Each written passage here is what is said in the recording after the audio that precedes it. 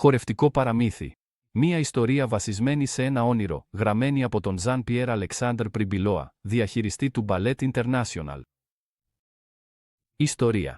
Παραμύθι. Μία μέρα, σε μία κρύα, χειμωνιάτικη, θυελλώδη και βροχερή μέρα, μετά την επιστροφή της στο σπίτι από το σχολείο, ένα μικρό κορίτσι συναντά μία νεράιδα που της ψιθυρίζει. «Ακολούθησέ με. Κοίτα εκείνο το μεγάλο κτίριο. Βλέπεις εκείνη την ξύλινη πόρτα. Άνοιξέ την. Μπορεί να εκπλαγείς, αλλά πίσω από αυτήν την πόρτα θα βρεις ένα τριαντάφυλλο, ένα βιβλίο, 2 κλειδιά και ένα χρυσό κουτί. Όλα αυτά ανήκουν στο μπαλέτο, το οποίο φυσικά δεν γνωρίζεις, αλλά υπάρχει ένα πράγμα που λείπει, και είναι το πιο σημαντικό.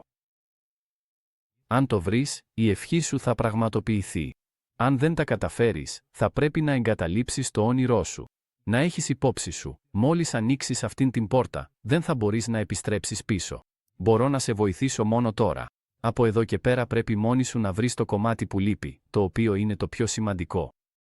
Να είσαι προσεκτική. Λέγοντας αυτά, η νεράιδα εξαφανίστηκε και το κορίτσι δεν μπόρεσε να αντισταθεί. Στην αρχή δίστασε και πραγματικά φοβήθηκε. Με πολλές εκπλήξεις, αναμεμειγμένες με τον φόβο για όσα ψιθύρισε η νεράιδα και τα μαγικά της λόγια. Τελικά, ανοίγει την πόρτα και μπαίνει μέσα. Κάνοντας μερικά βήματα, βρίσκει ένα τριαντάφυλλο στο πάτωμα. Το άρωμα αυτού του τριαντάφυλλου ήταν εντελώς ξεχωριστό. Έπειτα, λίγα μέτρα πιο πέρα, παρατηρεί 2 κλειδιά σε ένα μπρελόκ σε σχήμα χρυσής καρδιάς. Συνεχίζοντας να περπατά στον ήσυχο και σκοτεινό μακρύ διάδρομο, φτάνει στο τέλος του και βρίσκει μια κλειδωμένη πόρτα. Χρησιμοποιεί το πρώτο κλειδί, το γυρίζει 2 φορές προς τα δεξιά. Αλλά όλα είναι μάταια. Η πόρτα δεν άνοιξε.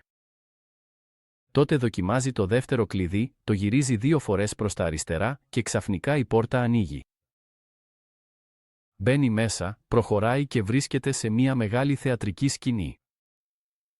Στο φως των προβολέων, στο κέντρο της σκηνής που την περιβάλλει το σκοτάδι, γυρίζει, περνάει από τη μία κουίντα στην άλλη, αλλά με δυσκολία μπορεί να βρει το χρυσό κουτί. Στο πλάι της σκηνής υπήρχε ένα πιάνο και εκεί αφήνει το τριαντάφυλλο και το κλειδί. Στο πιάνο ανοίγει το ξύλινο καπάκι του πληκτρολογίου, σαν να ετοιμάζεται να παίξει, και εκεί βρίσκει ένα βιβλίο. Είναι ο πρώτος τόμος. Αλλά ένα αντικείμενο ακόμα έλειπε και άρχισε να ψάχνει. Ψάχνει τις πλαϊνές κουίντες της σκηνής, τίποτα. Πίσω από τις κουίντες όλα είναι άδεια.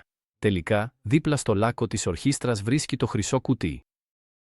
Με όλες τις δυνάμεις προσπαθεί να βιαστεί και να το ανοίξει, αλλά μάταια. Ήταν κλειδωμένο. Χρησιμοποιεί το ίδιο κλειδί που είχε χρησιμοποιήσει νωρίτερα για να ανοίξει την πόρτα στη σκηνή.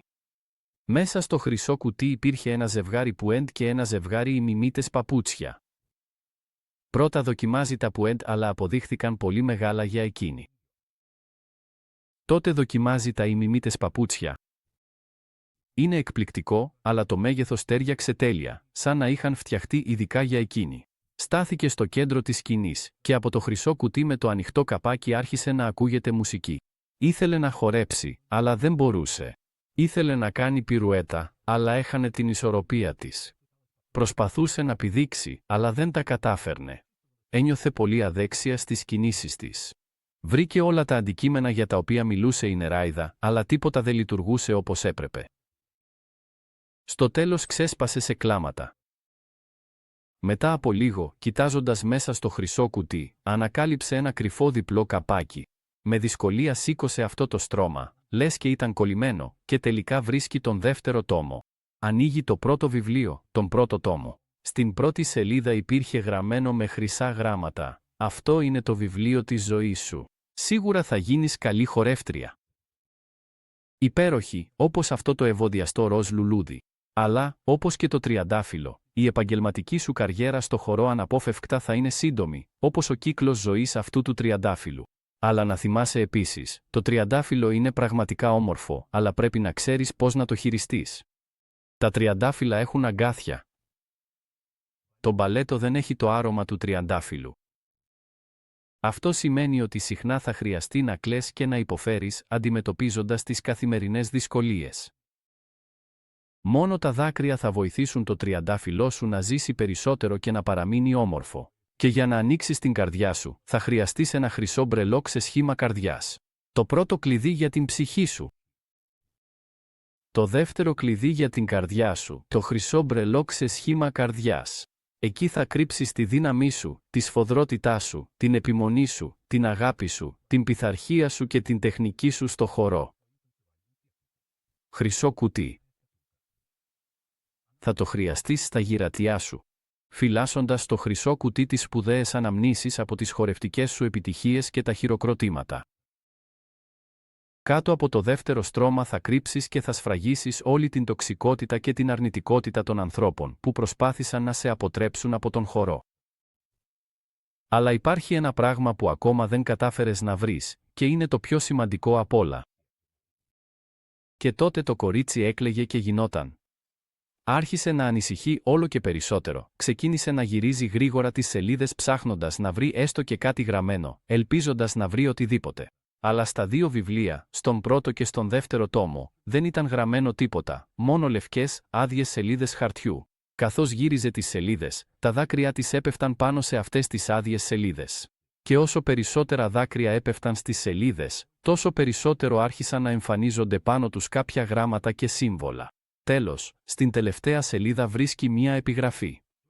Μόνο η αγνή αγάπη για τον χορό είναι το κύριο κλειδί.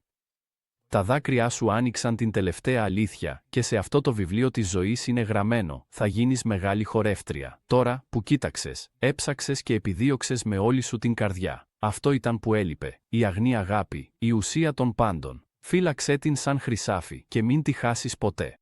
Παραμύθι για τον χορό, γραμμένο από τον Ζαν Πιέρ Αλεξάνδρ Πριμπιλουά.